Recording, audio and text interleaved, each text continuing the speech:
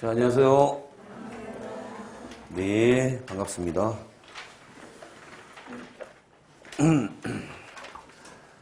자, 오늘 촬영 시작하도록 하죠.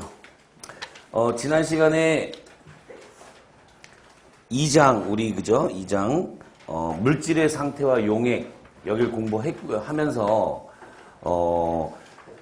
지난 시간에는 물질의 상태 하니까 뭐가 떠올라요, 여러분? 그렇죠. 기체 상태, 액체 상태, 고체 상태, 이런 용어들이 좀 떠오르죠, 그죠? 그 중에서 지난 시간에 했던 그 상태가 무슨 상태?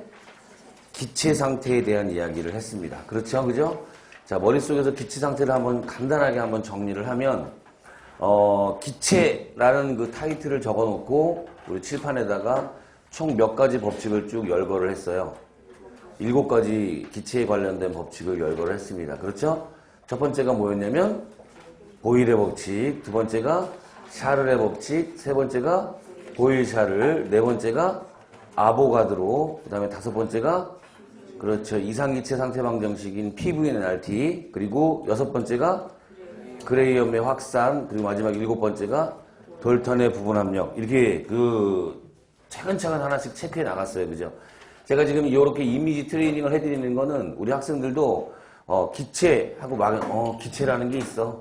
그리고 그게 막연하게 끝내는 게 아니라 기체 안에 들어가서 기체에 관련된 법칙, 예를 들면 무슨 네 번째 아보가드로 법칙이다. 그러면 그 타이틀을 가지고 그 안에 있는 내용들을 자꾸 떠올리려고 애를 쓰셔야 된다는 얘기예요. 그죠? 자, 그런 이제 훈련 방법을 좀 상기시켜 드리고자 좀 말씀을 드린 거고, 이런 여러 가지 기체에 관련된 법칙들을 잘 적용하는 기체를 우리가 무슨 기체라고 그러죠? 이상기체라고 합니다. 그죠? 근데 우리에겐 이상기체가 없어요. 그죠? 우리가 가지고 있는 기체는 무슨 기체라고 그랬어요? 실제기체라고 이야기를 했고, 그 실제기체가 이상기체에 가까워질 조건이 있었습니다. 그죠? 온도는 높고, 압력은 희박하고, 그죠? 그 다음에 가급적이면 분자량은 작은 기체들이 이상기체에 잘 적용이 될 것이다. 그 이유는 바로 뭐다? 서로 상호작용이 없기 때문이다 라는 말로 우리가 표현할 수 있는데, 상호작용에는 어떤 것들이 있어요? 인력과 반발력. 자, 정리 가능하죠, 그죠? 이런 식으로 정리를 하셔야 되는 거 잊지 마시고, 자, 이런 실제기체가 이상기체에 가까워질 가정, 전제 조건을 가지고 우리가 기체분자 운동론이라는 걸로 설명을 했어요. 그죠? 기체분자 운동론의 첫 번째는, 자, 이 기체들은 무슨 질량을 갖는다? 점질량이라는 걸 갖는다. 그죠? 점질량에 대해서 물어볼 가능성도 꽤 높아요. 점질량이 뭐예요, 근데? 그렇죠. 질량은 있지만 부피가 없는 기체를, 그죠? 우리가 점질량이라고 얘기한다. 두 번째는, 인력과 반발력이 작용하지 않아야 된다. 즉, 상호작용이 없어야 된다. 세 번째는 끊임없이 직선 운동한다. 그죠? 네 번째는 완전 탄성 충돌이다. 완전 탄성 충돌이 어떤 의미를 갖고 있어요? 운동 에너지뿐만 아니라 운동량도 보존이 되는, 즉 다시 한번 운동량뿐만 아니라 운동 에너지까지 보존되는 그러한 충돌을 완전 탄성 충돌이다 이렇게 얘기한다 그랬죠. 그죠? 이 네 가지 내용을 하나의 수식으로, 관계식으로 표현했더니 이 K는 2분의 3 KT 절대 온도와 관련되어 있다 라는 내용이 있었죠. 그죠? 그 평균 운동 에너지는 바로 뭐로 의미하냐면 기체 분자의 평균 운동 에너지. 평균 운동 에너지와 함께 같이 기억해야 될 개념. 무슨 운동 에너지가 있었어요?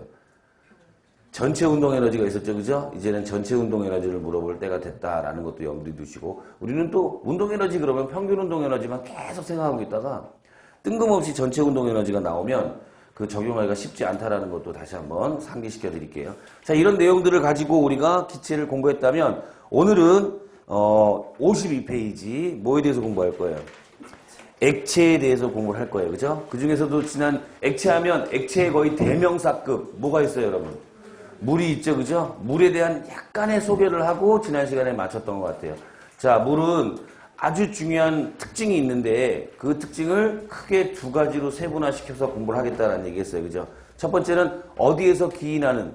물의 구조에서 기인하는. 그죠? 물의 구조가 무슨 형이었어요, 여러분? 구분형 구조를 가지고 있었죠? 구분형 구조를 갖는 이유는 바로 중심 원자인 산소의 뭐 때문이죠?